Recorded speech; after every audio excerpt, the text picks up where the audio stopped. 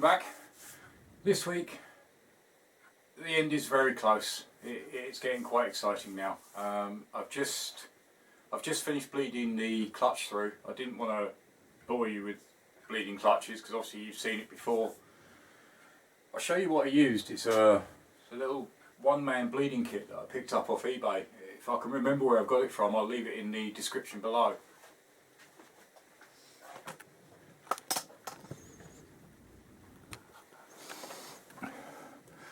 But literally just a little bottle, but with a magnet. It didn't cost too much either. It was, let's say, I'll leave the link in the description below with the price. But basically, you get a couple of other connections. So you can basically bleed.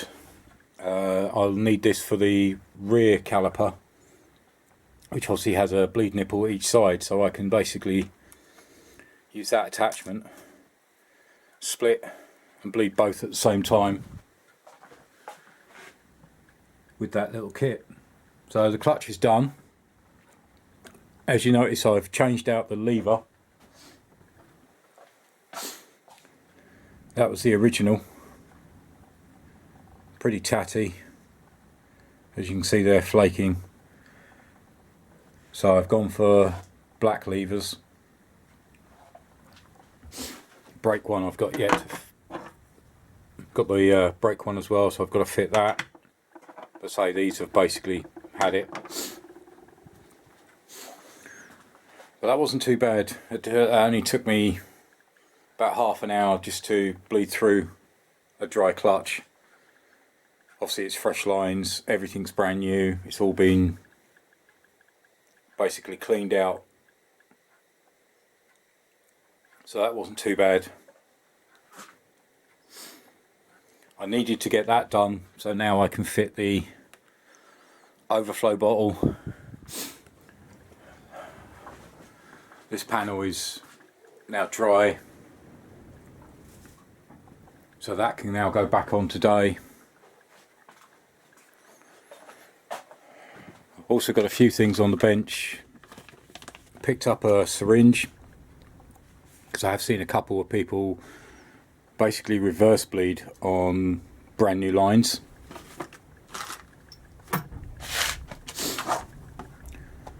Also got some trim for top of the screen, so we'll fit that. That has to be cut to size. Picked up as well a couple of chimney nuts, I think they're called, but basically just to fit in here so I can actually screw the fairing down.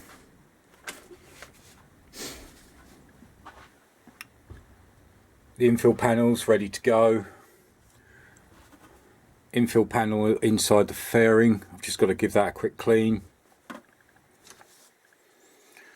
Again, that's the size of the list at the moment. I did question, I might do this later on, was actually paint wheels. But that could be for a later time. The rear one came up really well, the front one didn't come up so well. Appreciate all your feedback on the mudguard, whether to keep it as carbon. It's been a mixed. I've had some say keep it as carbon for now, some say paint it black, some say paint it chameleon. So I appreciate all your comments on that one. I think eventually I'll end up going with the chameleon. I do have some left, so that is a possibility for later on. But for now, I may just ride with it as it is, see how it goes. Because basically I want to get this build basically off the Skylift onto the road down to its MOT. So very few jobs left to go. Front brakes to bleed, rear brakes to bleed.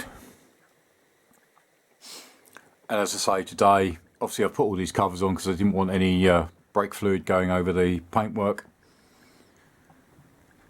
But pleased the clutch went through. As I say, it did take a while to start with, but once it started feeding through, it was fine. It's firmed up really nicely. I'm really pleased with that. So next thing is fit the overflow bottle. And then after that, put that fairing panel back together with the infills and get all that bolted in. Today will probably be quite a long session, so I may split this into two. It depends on time and how it goes. So you will more than likely see a to be continued, and then it will follow on into the next video. As I say, a big thank you to everybody that's supported me on this build. It's been a great build, a real big learning curve for me. I'm learning as I go. Some things are quite new to me, so it's taken me a little bit of time. But with your help, it's helped me through, and you've given me some great tips and some great advice. So enough chat. Let's crack on. All right, let's go ahead, get this bottle installed.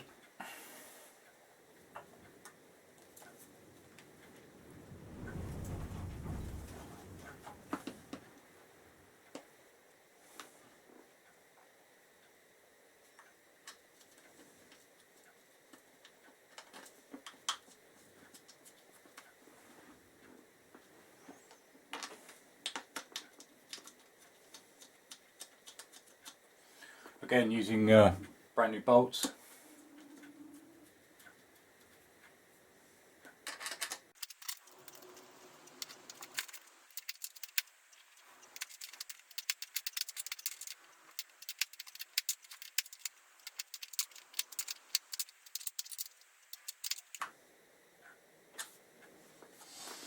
Right, that's in. All I need to do now is just give it a top up.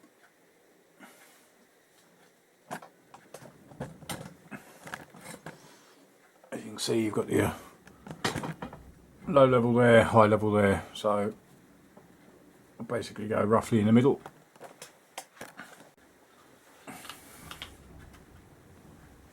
Alright, so go ahead and top this up.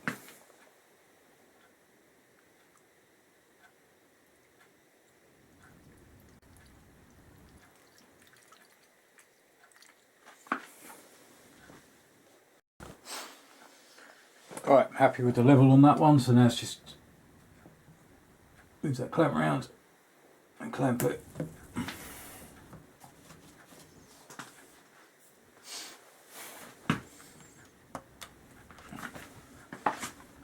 That's the overflow bottle done.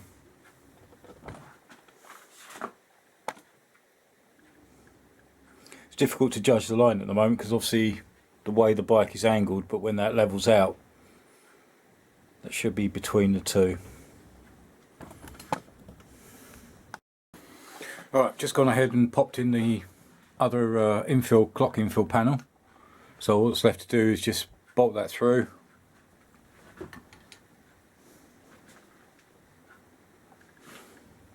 And then basically clip that in place.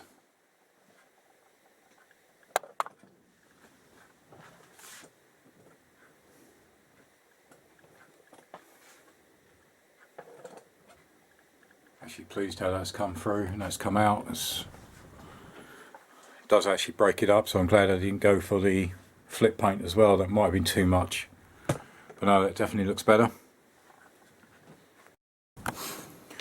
Right, so I've gone and installed the infill panel and the inside panel that hooks up to the underside of here and connects to the bottom tray. So the next job is put this in place, get it bolted in. Again, got my bolts. So let's get this in place.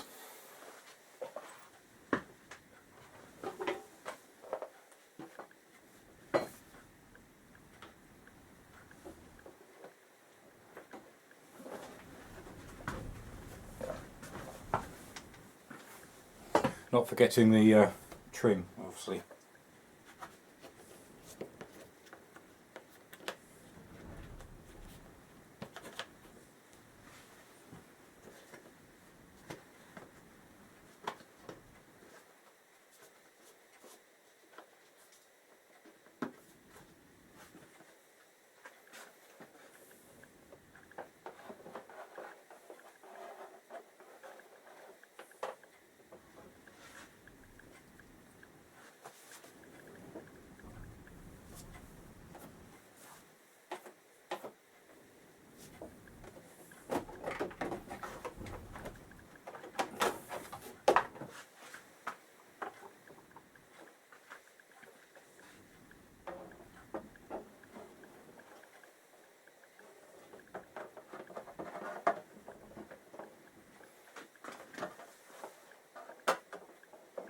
Again, this is always the awkward part, trying to get this all in place.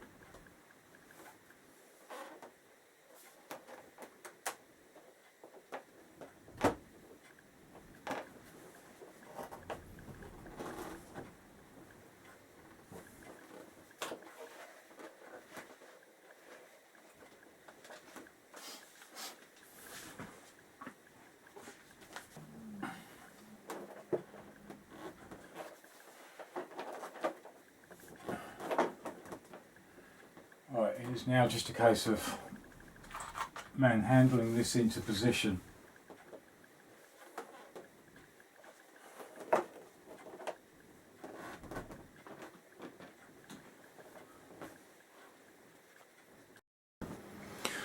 Right, that finally took a while, but that is back in place. The problem I've got is the alignment there. It might have been where the panels have been off for so long. I also decided to go with the crash bungs again, so I just painted them. But all that's left to do is the little pop clips like that up on the inside, just to join the upper panel to this lower panel, and a few other bits inside.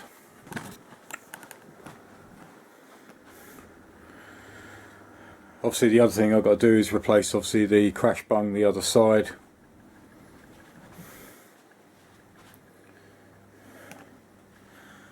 And sort the trim out as well.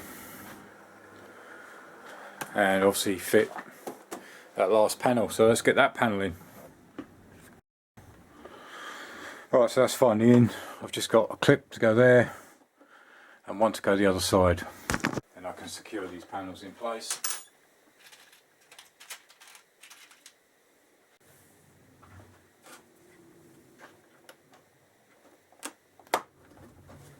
Yeah, there you go, that works.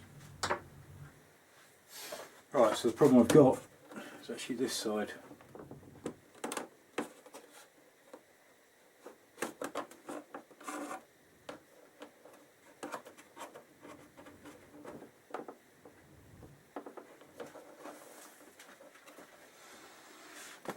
Doesn't actually seem to be.